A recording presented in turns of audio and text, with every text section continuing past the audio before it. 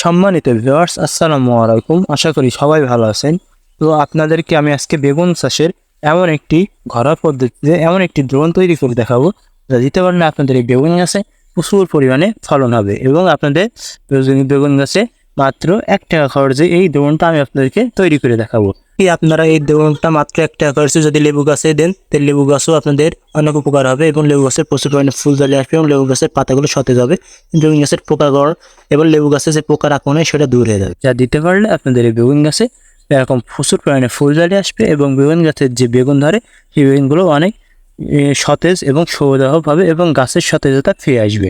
মূলত এটি একটি ঘরোয়া পদ্ধতিতে এই দ্রবণটা আপনাদের সামনে তৈরি করে উপস্থাপন করে দেখাবো। তো কীভাবে এই দ্রবণটা তৈরি করবেন এবং কীভাবে গাছে দিবেন সম্পূর্ণ ডিটেলসে আমি আপনাদেরকে আজকে জানাবো। তো চলেন ভিউয়ার্স, ভিডিওটি শুরু করা যাক। তো ভিউয়ার্স, এই দ্রবণটি তৈরি করার জন্য আপনাদেরকে প্রথমে একটি পাত্রে আপনাদেরকে 100 মিলি মতো পানি নিয়ে নিতে হবে। তো আমি এই যে একটি পাত্রে, স্টিলের পাত্রে 100 মিলি মতো পানি নিয়ে নিয়েছি। এই পানি নেওয়ার পরে যেটা করতে হবে সেটা হলো পেঁয়াজের খোসা দিতে হবে আপনাদের। এই দ্রবণের মধ্যে আপনারা অনেক সময় ঘরে যে পেঁয়াজের খোসা রাখেন, সেই ঘরে পেঁয়াজের খোসা ফেলে না দিয়ে আপনারা এই পেঁয়াজের খোসা এই সার হিসেবে ব্যবহার করতে পারেন। তো আমি এখানে এক মুঠো পরিমাণ পেঁয়াজের খোসা নিয়ে এই দ্রবণের মধ্যে দিয়ে দিচ্ছি। দিয়ে আপনারা এই পেঁয়াজের খোসাটা আলাদা এরকম কষলিয়ে এর থেকে যে রস আছে, অর্থাৎ লালচে বর্ণ ধরনের যে রস, সেই কষলিয়ে সেই রসটা বের করে নিতে হবে। তো আমি এই পেঁয়াজের খোসাটা এর মধ্যে দিয়ে এখন সুন্দরভাবে কষলিয়ে এ দেখুন পেঁয়াজের খোসার কারণে এই পানির রঙের বর্ণটা কালচে লাল বর্ণে হয়ে যাচ্ছে। তো আপনারা এইভাবে এই পেঁয়াজের খোসাটা সুন্দরভাবে কষলিয়ে এরকম রেখে দিবেন। কষলিয়ে রাখার পরে এটা আপনারা 5 মিনিট মতো রেখে দিবেন। এই 5 মিনিট মতো রেখে দিচ্ছি। 5 মিনিট মতো রেখে দেওয়ার পরে আপনাদেরকে এর মধ্যে যেটা দিতে হবে সেটি হলো চা পাতা।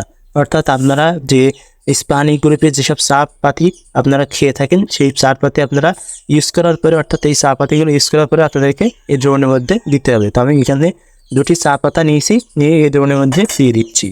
দেখুন, এই 2টি চা পাতা আপনাদেরকে দিতে হবে দ্রবণের মধ্যে। তো মাত্র 1 টাকা খরচে এই দ্রবণটি আপনাদেরকে তৈরি হয়ে যাবে, যেহেতু এগুলো আপনারা সব ঘরোয়া পদ্ধতিতেই পেয়ে যাবেন। তারপরে এই পানিটা আবার একটু আপনাদেরকে গুলিয়ে নিতে হবে সুন্দরভাবে। আমি আবার সুন্দরভাবে একটু গুলিয়ে নিচ্ছি। তো ভিউয়ার্স, দেখুন এই পানির দ্রবণটা কীরকম লালচে বর্ণ হয়ে গিয়েছে। এই সারটা আপনারা ঘরোয়া পদ্ধতিতে সুন্দরভাবে তৈরি করতে পারবেন। তৈরি করে বেগুন গাছে দিতে পারলে আপনাদের এই গাছটা অনেক দ্রুত সারে বর্ধনশীল হবে এবং অনেক উপকার হবে এবং আপনাদের যে পোকামাকড়ের আক্রমণ হয় সব দূর হয়ে যাবে এবং বেগুনের প্রচুর পরিমাণে ফুল চালেও আসবে। এবং এরপরে যেটি দিতে হবে সেটি হলো ডিমের খোসা। অর্থাৎ আপনারা যে ডিম খেয়ে থাকেন, সেই ডিমের খোসা ফেলায় না দিয়ে আপনারা এটিকে সার হিসেবে ব্যবহার করতে পারেন। অর্থাৎ এগুলো আপনারা সব ঘরোয়া পদ্ধতিতেই পেয়ে যাবেন। যার কারণে আমি আপনাদেরকে মূলত বলছি 1 টাকা খরচে এই দ্রবণটা তৈরি হয়ে যাবে। তো দেখুন, এই ডিমের খোসাগুলো নিয়ে আপনাদেরকে এই দ্রবণটা আবার সুন্দরভাবে কষলিয়ে নিতে হবে, যাতে এই পানির সাথে এই জিনিসগুলো, অর্থাৎ এই দ্রবণগুলো সম্পূর্ণভাবে মিশে যায়। যাওয়ার পরে যেটি আপনাদেরকে সর্বশেষ দিতে হবে, সর্বশেষ না, এর পরেও আরও কিছু জিনিস দিতে হবে। তার আগে দিতে হবে এই যে লেবুর পাতা। অর্থাৎ আপনারা এক্ষেত্রে লেবুর রসে ব্যবহার করতে পারেন। এটি সিরকা বা ভিনেগার হিসেবে কাজ করবে। এই লেবুর পাতা দেওয়ার মেইন কারণ হলো এটি দীর্ঘদিন ধরে যাতে সংরক্ষণ করা যায়। আবার আপনারা এর পরবর্তীতে, অর্থাৎ এটি গুলানোর পরে 4-5 ঘন্টা পরেও আপনারা যাতে ব্যবহার করলে এই দ্রবণটা যাতে নষ্ট না হয়, এই জন্যই মূলত এই লেবুর পাতাটা দেওয়া হচ্ছে। এই লেবুর পাতাটা আমি সুন্দরভাবে কষলিয়ে এই দ্রবণের মধ্যে দিয়ে দিচ্ছি। দেখুন, এই দ্রবণটা প্রায় প্রস্তুতের দিকে। এরপরে যেটি দিতে হবে সেটি হলো হলুদের গুঁড়া। অর্থাৎ আপনাদেরকে 1 চামচের হাফ চামচ পরিমাণ হলুদের গুঁড়া এই দ্রবণের মধ্যে দিতে হবে। এই হলুদের গুঁড়া মূলত ফাঙ্গিসাইড হিসেবে কাজ করবে। এই হলুদের গুঁড়া আমি 1 চামচ পরিমাণ দিয়ে দিলাম। দেওয়ার পরে এই দ্রবণটা আবার আপনাদেরকে সুন্দরভাবে গুলাতে হবে। দেখুন, আমি সুন্দরভাবে এই দ্রবণটা গুলিয়ে নিচ্ছি। গোলানোর পরে আপনাদেরকে সর্বশেষ দিতে হবে সেটি হলো শ্যাম্পু। অর্থাৎ আপনারা বাজারে যে 1 টাকা দামের যে শ্যাম্পু পান, সেই 1 টাকা দামের শ্যাম্পু নিয়ে এনে আপনারা এই দ্রবণের মধ্যে দিয়ে দিবেন। মাত্র এখানে খরচ হবে শুধু এই শ্যাম্পুটাই, বাদ বাকি দ্রবণগুলো আপনারা ঘরোয়া পদ্ধতিতে বাড়িতেই পেয়ে যাবেন। এই 1 টাকা শ্যাম্পু কিনে এনে আপনাদেরকে এই দ্রবণের মধ্যে দিয়ে দিতে হবে। তবে দিয়ে দিচ্ছি। এই শ্যাম্পুটা মূলত পিচ্ছিলকারক হিসেবে কাজ করে, যা পাতার উপরে বিভিন্ন ধরনের পোকা আছে, সেই পোকার কে বসতে দেয় না এবং পোকার আক্রমণ দূর হয়ে পাতা অনেক তেলা এবং সতেজ ফিরে আসে। এই দ্রবণটা আপনাদেরকে সুন্দরভাবে আর একবার কষলিয়ে নিতে হবে।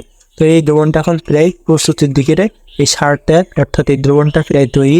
এখন এখন এই দ্রবণটা আপনাদেরকে সরাসরি গাছে দিলেই হবে না, এই দ্রবণের সাথে আর একটা জিনিস অ্যাড করতে হবে, সেটি হলো অতিরিক্ত আরও আপনাদেরকে 100 মিলির মতো পানি নিয়ে এই দ্রবণের মধ্যে আপনাদেরকে দিয়ে দিতে হবে। আমি 100 মিলিতে পানি এই দ্রবণের মধ্যে দিয়ে দিচ্ছি। দেওয়ার পরে এই দ্রবণটা আবার আপনারা সুন্দরভাবে এভাবে কষলিয়ে নেবেন। কষলিয়ে নেওয়ার পরে এই দ্রবণটা আপনাদেরকে এভাবে গুলিয়ে নিতে হবে। দেখুন এই দ্রবণে কিন্তু গ্যাজাটি বর্ণ ধারণ করেছে, অর্থাৎ দ্রবণটা প্রায় প্রস্তুতির দিকে, অর্থাৎ এই দ্রবণটা এখন প্রায় তৈরি। এখন এই দ্রবণটা আপনাদেরকে সেঁকে নিতে হবে। সেঁকে নিয়ে আপনাদেরকে যে ফানেল বা ফর্ক আছে, এই যে এরকম ধরনের ফর্ক ব্যবহার করে আপনাদেরকে গাছে স্প্রে করে দিতে হবে। তো আমি এখন এই ফর্কের মধ্যে এই দ্রবণটা ঢেলে দেবো, নিয়ে বেগুন গাছে আপনাদেরকে বেগুন গাছের চারিপাশে অর্থাৎ বেগুন গাছের যে পাতা আছে সেই পাতার চারিদিকে আপনাদেরকে সুন্দরভাবে ভিজিয়ে স্প্রে করে দিতে হবে। তাছাড়া আপনারা এই দ্রবণটা যদি লেবু গাছে দেন তাহলে লেবু গাছেও অনেক উপকার হবে, এবং লেবু গাছের যে পাতা আছে সেই পাতাগুলো সতেজভাবে ফিরে এসে লেবু গাছের প্রচুর পরিমাণে লেবু ধরবে। তো এখন এই দ্রবণটা প্রায় প্রস্তুত তৈরি হয়ে গেছে। এখন এই দ্রবণটা আপনারা গাছে দিতে পারেন স্প্রে করে। ভিউয়ার্স, এই দ্রবণটা আমি এখন এই পানির পাত্রের মধ্যে ঢেলে নিচ্ছি।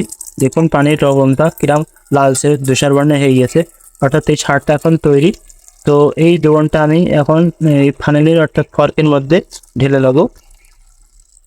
ভিউয়ার্স দেখুন এইগুলো আপনি এখন ঢেলে নিচ্ছি। এই পেঁয়াজের পাতাটা যেন না ছেড়ে যায়, এদিকে খেয়াল রাখবেন আপনারা যাতে ফর্কটার মধ্যে না আটকে যায়। এখন এই দ্রবণের মধ্যে আমি ঢেলে নিলাম। সুন্দরভাবে ঢেলে নিয়ে কীভাবে স্প্রে করতে হবে সেটাও দেখাচ্ছি। এখন এই দ্রবণটা প্রস্তুত। এখন এই দ্রবণটা আপনাদেরকে গাছে বিকালের দিকে এই বেগুন গাছে সুন্দরভাবে স্প্রে করে দিতে হবে। তো ভিউয়ার্স, এই দ্রবণটা এইভাবে আপনাদেরকে গাছে লেবু গাছেও আপনারা স্প্রে করে দিতে পারেন। লেবু গাছে যে লিট মাইনার পোকা, তাতে বিভিন্ন ছত্রাকজনিত যে পোকা আছে সেই পোকাগুলো এই দ্রবণটা যদি আপনারা স্প্রে করে দেন তাহলে দূর হয়ে যাবে। তো এইভাবে আপনারা সুন্দরভাবে এভাবে স্প্রে করে দিবেন, এবং বেগুন গাছের যে পাতা আছে সেই পাতাগুলো আপনারা স্প্রে করে দিবেন।